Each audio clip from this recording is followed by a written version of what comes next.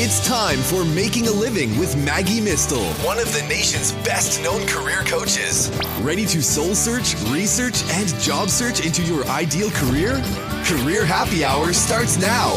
Hello and welcome to Making a Living with Maggie. I'm Maggie Mistel, your coach, helping you learn something new when it comes to your career. And this month, that means working abroad. That's right. Learning what it's like to work in a different country. What does it take to be successful? What's great about it? What's challenging about it? We're going to have a fabulous guest, someone I know very well, who will be sharing his experience of the last 8 years working outside the United States. Also wanted to share a career tip of the month that you will appreciate about considering your own work style when it comes to your ideal career. And of course, a quote to keep you inspired later in the show. Well, what have I been seeing since we last talked? I've been having several people contact me who've been in jobs for a long time. Really long tenured folks. One with 21 years at the same organization, another with 15 years working in corporate, and she's now ready to go out on her own as a consultant, and another who worked 14 years in a job that she kind of fell into after college as a safe route and is now feeling kind of stuck. So if you too have been feeling the itch to make a change, you are not alone. That's one of the big things that I always love to share with people when I talk to them is that I've heard this before, right? I've been hearing from people about career change for a very long time. And when I see these trends, long tenured people saying, you know what, it's time, I want you to hear that too. Just in case you're a long tenured person who's been thinking about making a change and aren't sure, now you know you're not alone. Perhaps there's a good reason why you and these other folks are now ready to make a change. Here's what they had to say. I'll use their words and we'll see how these resonate with you. One said, quote, "At this time in my life, finding a new career is my number one priority," unquote. So there you go, making career change a priority. We oftentimes have other things that get in the way, where we talk about change and we don't make change, and then time keeps passing, and next thing you know, we've been talking about it for a couple of years. Yeah, that was me. So I get it. I've been there too. That's why I'm also sharing this. Another said, quote, "I am recognizing that change could be good, both for the organization and for me, despite my risk aversion. Now is a really good and important time for me to be thinking about a potential transition or departure from this job." So there you go. Now is a really good time, in her words. And she's not the only one saying it. So there is a universal energy, I believe, and a bit of a flow, and times when things make sense. What is fall all about? The leaves coming off the trees, right? Letting go. The trees don't lament and try to paste the leaves back on. They let them go. So in this case, we have people letting go of careers and jobs that just aren't a good fit. And it's okay, just like it's okay with the leaves falling. And another said, quote, "I have been an employee for my entire career and have dabbled in consulting. I am moving to completely independent and going out on my own as a consultant. This has been a dream and a goal since the day I met you and listened to you speak. Thank you. Your voice and words have been in my head, helping me manifest where I am today," unquote. So I was very excited to hear that success story. She came back to me now 15 years later. That's right, to say, "Maggie, I made the change." So I want you to know it's never too late to make the career change you seek. So even if you've been risk averse and haven't been making your career change a priority, it's okay. Now's a great time. And there's never really a bad time. And I know it's scary, but it's also exciting. They call that eustress, the good stress, because it's fresh, unchartered territory. That's what makes it scary and exciting, right? Especially if you've been at the same place for a long time. And also, though, I'll tell you, it's actually more peaceful in the long run because it's more authentic. When you overstay your welcome somewhere and you know it, and your heart's not in it anymore, or you know that there's not really much more you can do where you are, that doesn't engender peace. I'll tell you the good news as we've been working together on soul search, research, and job search with these folks. Here's what they're finding. Here's their quotes now. Quote, "I am just happier when I give time to the different parts of me," end quote. I am just happier when I give time to the different parts of me. Isn't that sound great? I think it does, because there's parts of me that I need to express. We all have them. We're multifaceted, right? We have so much more to us than just some one-dimensional career path that we're going to stand, especially the Renaissance souls of us out there. and those of you listening. Okay, so if you've been itching for a change, Renaissance souls thrive in change and variety, so you need it even more, and it's where you do well. Another said, quote, "I feel hopeful," unquote. Isn't that great? Isn't it great when you feel like, okay, there is going to be a change and it's going to happen? So it's that shift from being unhappy to realizing I can make a change. And that's very empowering. And that's what's hopeful about it. You're not stuck. No one can pigeonhole you but you. That's great advice that I heard when I was feeling stuck, and I'm sharing it with you today. One more quote from one of these individuals looking to make change after a long time stay in one place. "After doing these assignments," this is the quote, "after doing these assignments, I feel like my head is in a better place. I am happy to say that the combining of the interests exercise felt like an opportunity to dream. I have never thought of doing something like that. Just that assignment confirmed that working with you is absolutely the right decision." Well, thank you very much. I'm glad to hear that. Unquote. I'll tell you, the quotes end after the good decision there, but I'm grateful to hear that. And not because of me and my ego, but because this person, again, feels like there's an opportunity to dream, right? Because if you're stuck and you feel like there's no possibility for change, you're not dreaming. You're not creating the new. You're stuck in the old and it feels chaotic, right? But when you start to feel hopeful, when you start to feel happier, when you start to dream, that is when the magic happens. And I'm speaking from experience. I've seen the magic happen over and over again. It is not just available to a few, but it is available to those who make themselves happier, more hopeful, and dream. Okay, so these folks are taking a difficult situation and learning from it and changing it, and you can too. Last quote, "I'll be living the dream as of Monday as a full-time consultant, setting my own hours, supporting a family. I'm scared, but well set up, have the skills, the experience, knowledge, and network to succeed. None of this would have happened if you hadn't planted the seed because I never would have believed it. You have no idea, it's your guidance that keeps me going," unquote. Well, I'm happy to share that guidance. And to be honest, I have to live by it, right? I can't just share this with you and talk about it here and then not do it in my own life. And that's what I want you to know too. It's scary for all of us. It's scary for all of us when we do something new. It was very scary for me when I decided to try coaching. Even though I kept a full-time job at the time to pay the bills, I had to sell myself as a coach. And I didn't feel full confidence from the get-go. And it's okay if you don't either. But you have to start somewhere. And you have to start to trust and believe in yourself. And that is what I'm excited to hear from these folks who, after a long time stay somewhere, are really ready to make a change. So maybe you've been ready to, but afraid to, and that's okay. Taking a new exciting step in your life or career is it's a great idea if that's really where your heart is. Because your heart isn't going to lie to you. It's not going to trick you. It's not going to deceive you. All right. But you do want to do your research in between soul search and job search. Don't ever forget that. Look before you leap and figure out what to call, what your heart wants, figure out how you'd want to do it, get all the details during your research, get those clarified. So then when you job search, you can only follow your passion. You can make a great living doing it. So maybe now's the right time for you too. Maybe there's no more reason to wait for you either. One of these clients also said, "We are where we're supposed to be, and when the timing is right, it will happen." Okay? So it's happening. And for others, so maybe it's happening for you too. And if you're feeling it, I want to encourage you to trust that feeling and do something about it. Here's one more way I'd like you to think about it. And this was something I posted on social media because it's come up in my client work, and I think it's a good differentiator. So here, think about this, a little self-reflection exercise for you. Are you driven? Do you use that word? I am a driven individual. Or are you fueled, right? Are you driven or fueled?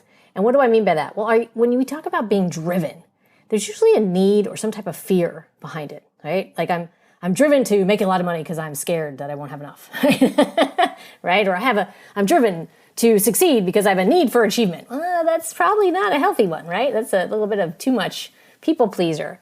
Or are you fueled? I love this. Or are you fueled by passion and inspiration, right? Is that the wind beneath your wings, right? Do you get inspired impulses and act on them? So, because if you think about it, driven by need or fueled by passion, which do you think gives you more energy? And which do you think is more sustainable? Obviously, being fueled is more sustainable, right? Because when it's a need and it's fear-based, fear gets exhausting. When you're constantly afraid, that's running on adrenaline. And frankly, there's been books written about it. I think one is called Your Survival Instinct is Killing You, right? In our modern society, if we're constantly living in fear and constantly kicking in from adrenaline, that's not sustainable. And there's enough books and research on that, medically and otherwise, to help you understand that being fueled by passion and inspiration is where an unending source of energy comes from, right? Look at Martha Stewart. She's 80 years old, 81, I believe. Was just on the cover of Sports Illustrated. She's breaking paradigms all over the place. She always has.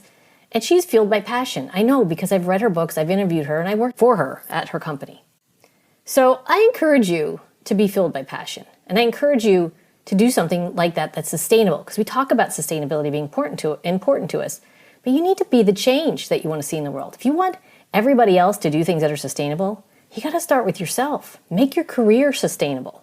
Incorporate passion, follow your inspiration, make a great living doing what you love. Spend time on your soul search, research, and job search to figure it out. And get inspired by listening to other people's stories who've done it. My guest today was inspired to move his career up and move to the Middle East.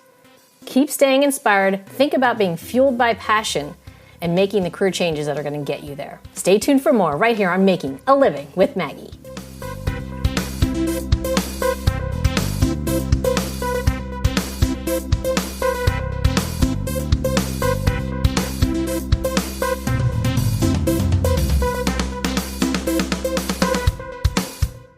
Imagine having an incoming higher consciousness vibrational energy that makes your space feel wonderful.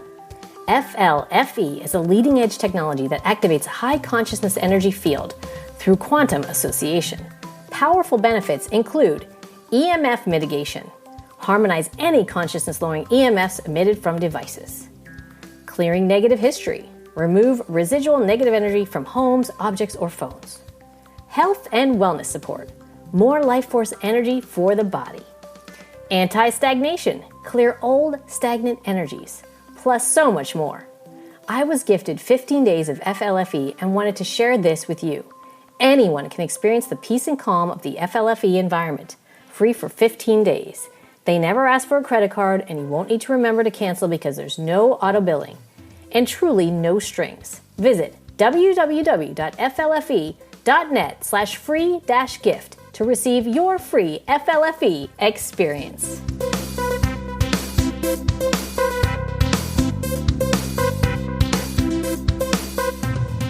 I want to welcome Ron Thomas, Managing Director, Strategy Focused Group. Ron is on the executive faculty at the Global Human Resources Leadership Institute, Howard University Business School, and American University of the Emirates, and he is Chief Learning Officer at the Business Intelligence Board. Ron has deep HR expertise across diverse industries, cultures, and regions, including India, China, Brazil, Middle East, Asia Pacific, and Europe. And he has been honored as one of the 50 most talented global HR leaders in Asia by the World Human Resources Development Congress. Welcome, Ron. Welcome. And thank you, Maggie, for having me. Well, you are no stranger to being in front of the camera, and there's even more accolades I could go through. Powerless 2023, biggest voice in leadership, top 50 HR leaders shaping the future of work. I mean, Ron, you and I worked together a few years ago, and you were my boss then. And boy, you've really taken off. You're really hitting not beyond your stride. I mean, you're just really shaping the future of work. I love that. Well, you know what? We worked together a few years back, and we will always talk about these things. If you remember the conversation, we'd always talk about what the future would look like. I'm summing it up. The future would look like as to what we were doing. You had big dreams of career coaching, and you maxed that out. Sometimes when I give speeches, I'll talk about inspiration and people who said they were going to do things. And I use you as an example because what you were talking about then. And then I was home at one time and I looked on CNN and there you were on CNN, America's Coach. I'm like, yes.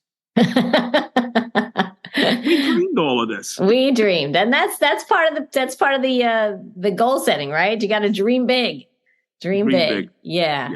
Well, Ron, I'm so honored to say that you also lived another dream, and this is, traveling the world tremendously, right? I mean, and establishing yourself in a completely different part of the world. So I'd love to hear from you today about working abroad, because it's something people dream of or consider, and you've really been doing it.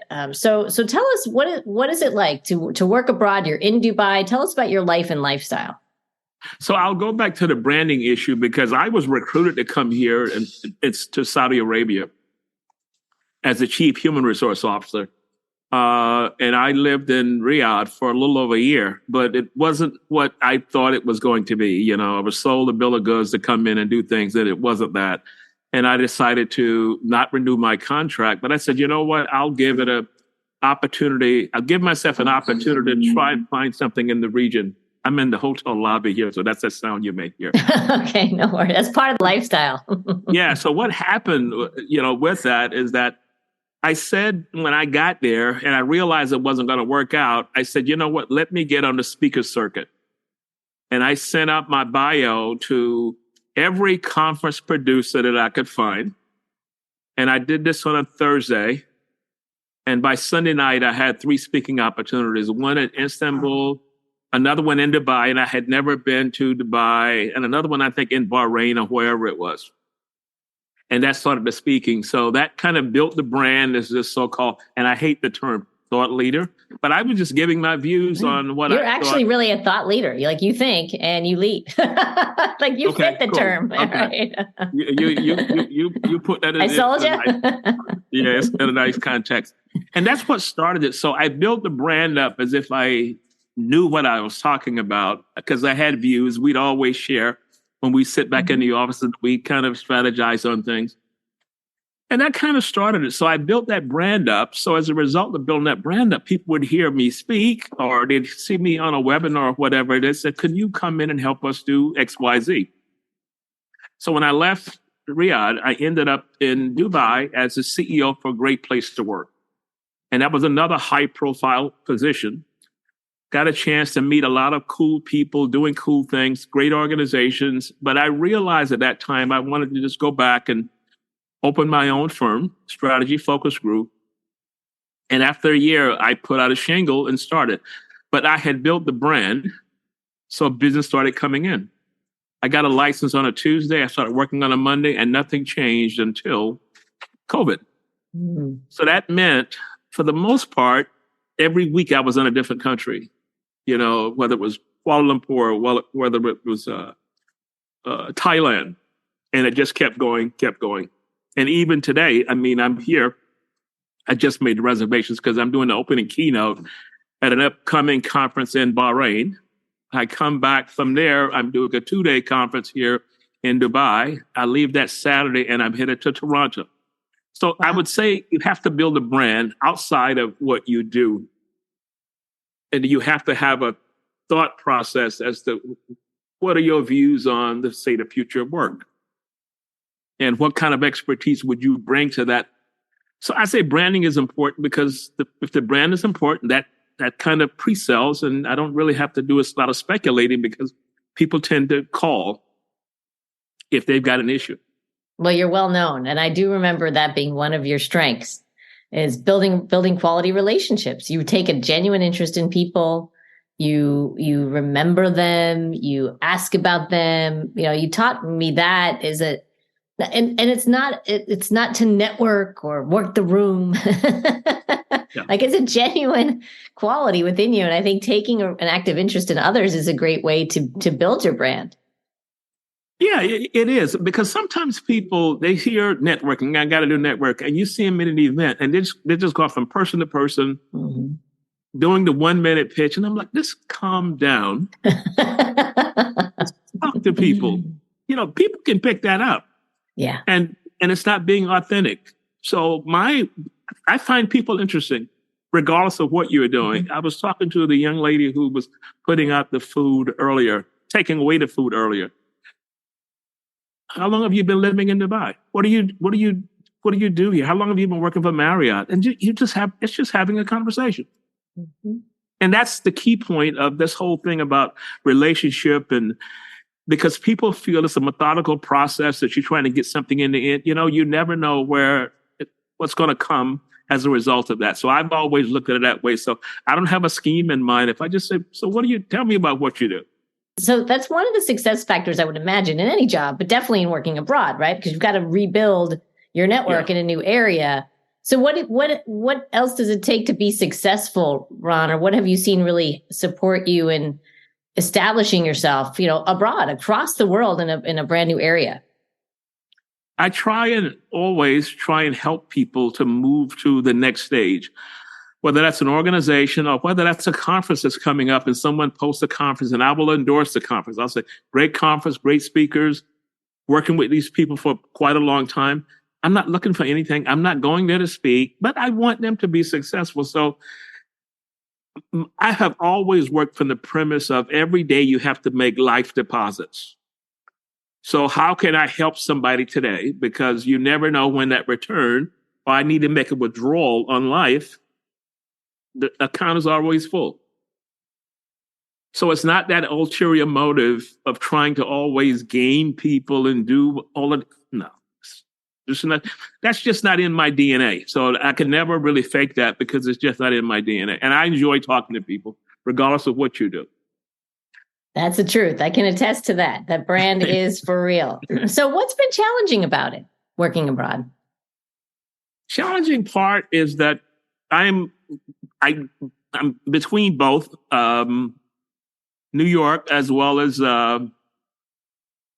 Middle East. So it's kind of traveling around. I stay in touch with everybody. Certain situations that won't allow it to be a normal life, and I'll leave it at that. But it's the major challenge I would see is for sometimes people will reach out and say, oh, I want to move over to do this. So I would love to do this. It's a lot more than just jumping on a flight and coming here. For every American country, you got 30 days to do whatever you're going to do. And then you got to either go back and come back. So this is someone mentioned online, coming to Dubai is not like going to Atlanta and trying to find a job. You're going to have to know someone. The reason I'm here is because a headhunter saw my profile on LinkedIn and pulled me in to have a conversation. And I wanted it so bad, I pulled out all the stops to do that. But it's kind of hard today because every Middle Eastern country has this program called naturalization. The vast majority of people in Arabic countries are younger people. The DNA is a younger country. And what they're doing now is, as opposed to the naturalization piece, they're trying to hire their own kids that are coming back home from school and they want to set up in the kingdom or set up in the UAE, whatever it is. So I came here to work in HR as Chief Human Resource Officer. That will never happen again because every head of HR is now a national, regardless of the country it's in. But I could probably come in as a number 2, number 3. But you're going to have to pull out all the stops to make that work because it's not as easy as it used to be. I know people that worked for me when I was in Saudi, they lost their job as a result of naturalization. And they're trying to figure out what's going to be next. How can they create a different version? But you can start a business here in the next hour and get a business license. But if you can do that, where's the revenue going to come from? So I gave myself a year. The license was for a year. I said, I'll give myself a year because when I went to Great Place to Work, by that time, I said, you know what? I'm sick of dealing with people. And I said, you know what? I think I can do it better. And that's kind of started everything from there. So you will always have challenges. But I tell people, regardless of the work you're doing or the company you're in, you have to always look to see what could possibly be next. Never, ever become satisfied in the space you're in because you can come in the next morning and you're ambushed. I call it ambush because, oh, by the way, we're going to have to do some certain things. And you know what that means. So always stay prepared. Always consistently see what's out there. And that means networking with people, speaking at conferences, writing it. Something simple as writing an article. If you got a thought on the future of work or whatever it would be, could you write an article, 1,000 words or whatever? Just send it to an HR website to see whether they'll take it. You have to do something to grow. You can't just come in and focus. Yeah, you need to get out from behind your desk. That was one of the pieces of advice I took. But so many times people get into that and they figure this is a lifetime opportunity. I said, nobody stays in a job for 15, 20 years anymore. And that timeline is getting That's even across the world, right? Doesn't matter where in the world you're working. You're not going to stay there for 10 or 15 years. Okay. And you know what? If you own the company, you wouldn't want anyone to stay there for 10, 15, 20 years. True. It's time to go do something. I need some fresh thoughts coming in here. So good luck. I'll help. What's been the best part about it, Ron? What have you really enjoyed about working abroad and recreating yourself in this way? The different cultures, different countries, and different food. Because I've been to so many countries and, you get there and it's just great to just walk around and see what it's like to live in that country. Go to the neighborhoods as opposed to going to the 5-star restaurants. Go sit in an outdoor, like in Thailand, everybody has, every city in Thailand has these food courts, kind of like a food court. And it's just stalls. People just have stalls there, and you sit there and eat, you meet people, all those kinds of things. I would say that's the best part of it all, is just being out and learning different cultures. Because I think one of the challenges that Americans have is that we feel that everything is perfect the way that we do it. But if you get out and travel the world, you'll realize that we're doing something totally different. When you look at Vietnam, which was devastated by war, and you look at the progress they've made, and it's continuous development. And they're not dealing with a whole lot of side issues. They're trying to make Vietnam number one. Or Dubai, they want to be the number one in everything, and they'll spend the money to do it. So they're not weighted down by all this other stuff. When you look at things that are happening, they're not weighted down by that. So it's all uphill. And it's an uphill climb. I noticed the news when I get all the feeds coming in, and it's always negative. If you were to watch the local news in a country, they won't cover those kinds of things. They'll talk about this new development is coming. They talk about someone is going to open this thing and they're going to hire 20,000 people. It's all positive. And that's a mindset shift, because even if you watch it, it's still, the messages of it could still be there. I love that. I love hearing the positive focus, because there's always positives, right? Always. Just like you can always find the negative, you can always find the positive too. Exactly. Wow. Flip onto that side, and it's a better mindset to be in. People listening might say, wow, again, I want to do this. I'd love to learn new cultures. I like positivity. I want to grow and develop. Yeah, it's a challenge, but something I'm up for. What would you recommend to somebody today who wanted to work abroad, maybe in Dubai or anywhere in the world? Well, I would find out the number one job site where, in other words, where's the jobs posted in that particular region? And I just follow that. And I create a brand around, why would it be advantageous for you to bring me over with that expense and put me in that position? So you think of something along the lines of social media, which is big. And if I'm a social media expert in US and the branding is there, some of the cool things I've done, there's an opportunity that you could find that particular role. Certain roles are going to be challenges. Human resources is going to be a challenge because they want nationals in those roles. But that does not mean that it will not happen. And I may need to follow up on 1,000 different responses to that. But if that is your goal and you keep down that path, something will eventually pop up. So it may not be the top role, but it may be a feeder role. In other words, this role feeds into something else. And it gives me a chance to get in and understand the framework, the lay of the land, who do I need to develop relationships throughout. And that's how it starts from there. Stepping stones, right? Get on a stepping stone. Yeah. A journey. Yes, it is a journey. Well, Ron, one last question, because you brought up the future of work and your thought leadership in that area. Do you have any tips or words of advice for people or insight even to what the future of work looks like? Anything interesting that we in America should be seeing, but perhaps coming from the Middle East or vice versa? I just wrote an article in the Economic Times of India concerning the future of work.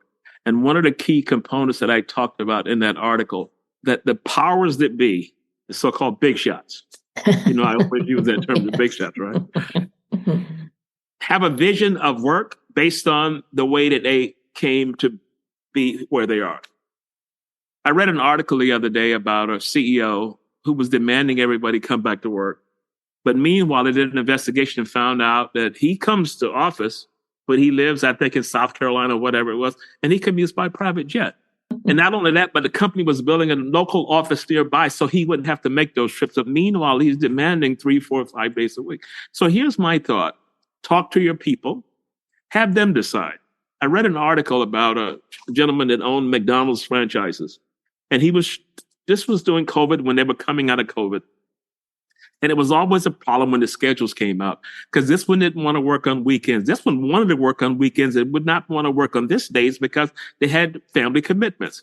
So what he did was, you create the schedule amongst everyone.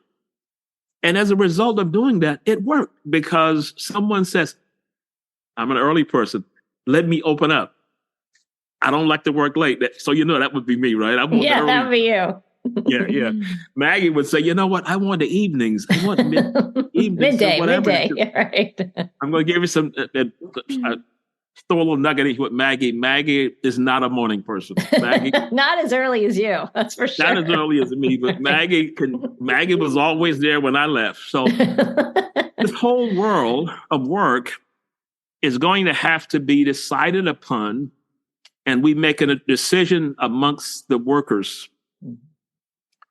So it's kind of like, I read this interesting theory the other day, and I referenced it in an article. It says, adult to adult relationship. This is what the new world of work comes into.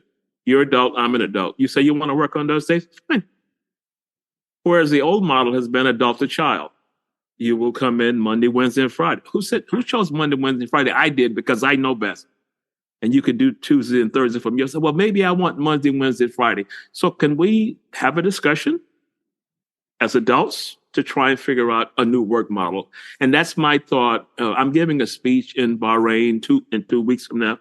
So opening keynote. And that's one of the things I'm going to talk about in the room, is the fact that you have a workforce, you have adults, you have smart people, bring them in on a decision-making process. You grew your career from a cubicle to the corner office to the big shot suite. That's you. And that worked for you. A person that's coming out of school at 25, 22, 23, 24, 25, and just starting work, their whole versions of work is totally different than what you've gone through. And I think a lot of leaders, and every time I get the opportunity, I tell them that. You're trying to anchor something on the way that you grew your career. These people won't grow their career using that same model. That's my words. I love it, Ron. Well, now I know why you're a top 50 HR leader shaping the future of work. These are lists you're meant to be on. Thank you so much for your time today. Okay, Maggie. Thank you.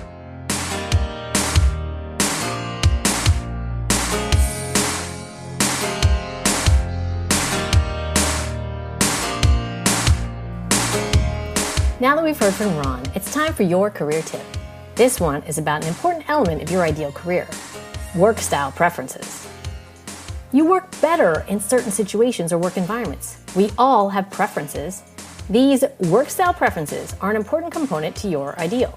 For many, these are the preferences easiest to uncover, especially for those who work in a less than conducive environment. To understand your best work situation, there are several key areas to consider. So take a moment and write down some of your preferences in each of these areas. Here are some of the categories and questions for you to consider.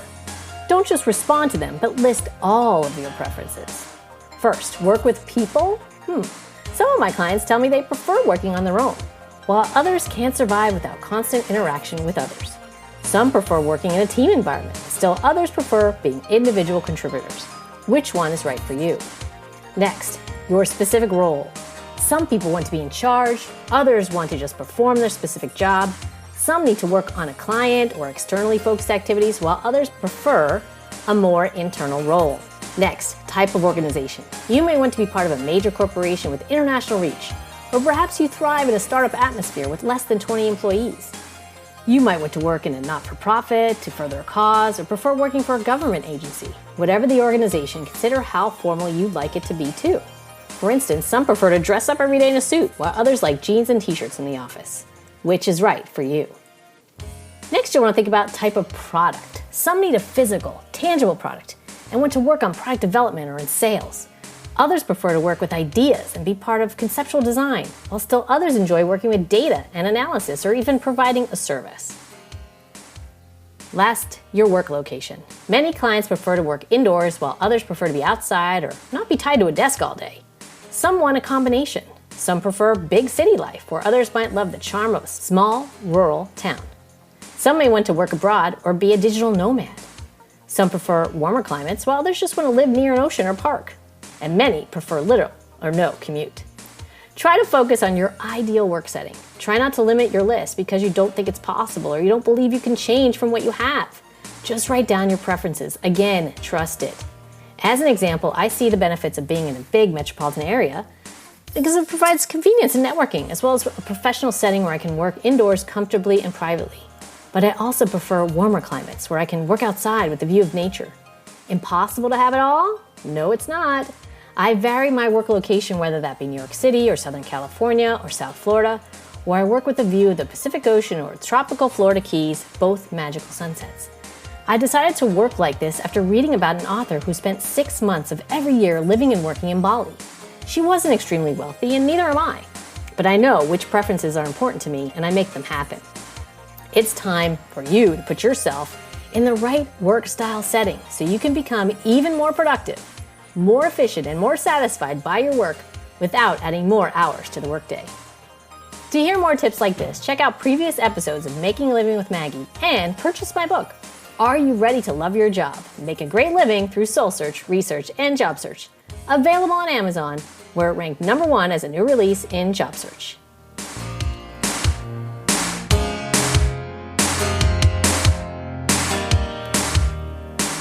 I'm sorry to say that we've run out of time. Thanks for joining. I'll be back next month.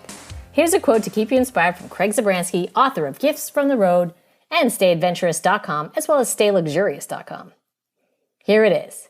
The adventurous person is someone who takes 1 or 2 steps outside their comfort zone. Someone who moves beyond complacency. Someone who changes their attitude to, yes, let's have fun today.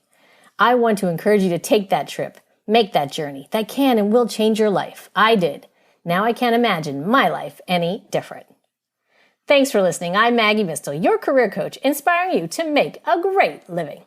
To understand more about how Maggie can help with your individual career needs and goals, contact her at maggiemistel.com or facebook.com/making a living with Maggie Mistel.